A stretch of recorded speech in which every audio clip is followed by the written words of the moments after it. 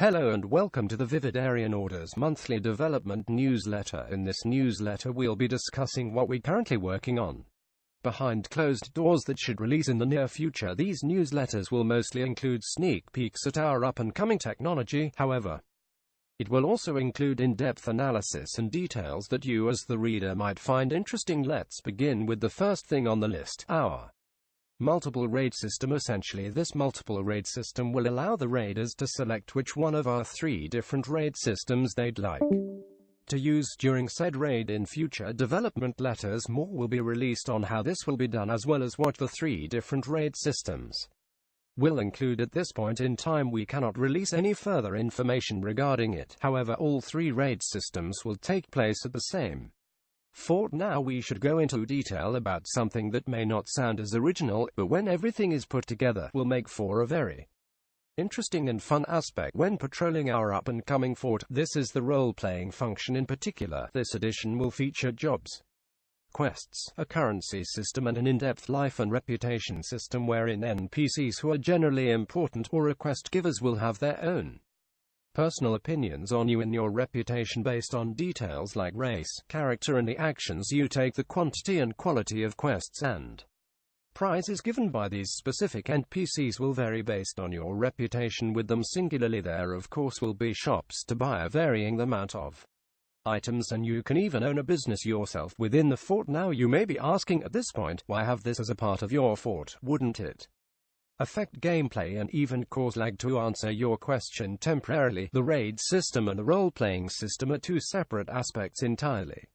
And even the leveling is completely separate. Neither system will be working while the other is active. In the future we'll be going more in-depth on how these work, specifically something that you can consider similar tied into the role-play aspect, but will have a function in the raid system at a later date, is the release of planets and moons. Every race within the VIvidarian Order will have its own fully functioning planet, essentially a mini fort, all of which you will need to take before reaching the capital planet. This will be fully discussed in future development newsletters, but for now, know that it will be an active and prevalent force in the lore and actual raid system. In our new base, we should move on to something that has truly us excited about our in-dev tech. We've been working on an advanced weapon and armor system. Weapons and armor both will be something everyone will have access to, dependent on level of course. However, we will make sure to balance everything properly to ensure nothing is overpowered. Now, as stated previously, the raid system and roleplay system are separate and do not work in conjunction, so the levels and money required to get weapons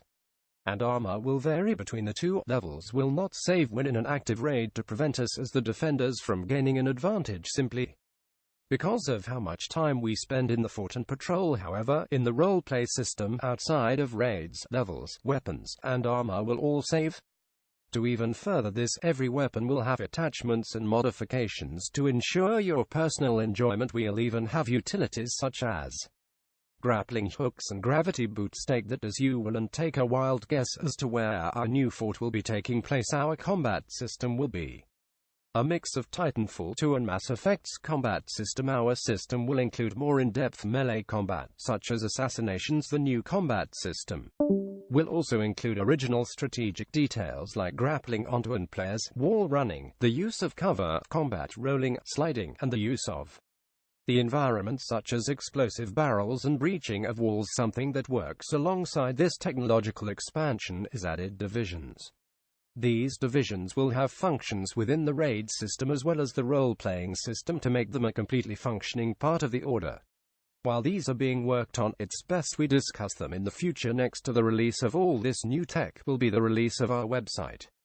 The website will link your account and character to a database that allows you to display role-play parts of your experiences in the fort. This will include your statistics, achievements, divisions, our personal forum, and contests that only linked accounts may participate in. Last but not least, we've made a new morph that will actually look and work like a humanoid entity. This morph will have fully functioning joints with amazing animations to make them look and work smoothly and efficiently. These humanoid morphs are simply an option to use in active raids, but are more or less a set standard within the roleplay servers. You will not be limited to just R6 and the humanoid morph. We'll be allowing clans to choose between 3 Options R6, R15 and the humanoid morph. We will be listening to our community on their input. If it's something that people just simply don't like, we'll work around the issue and change things to make sure the humanoid morph, as well as the system of selection, is not gone to waste.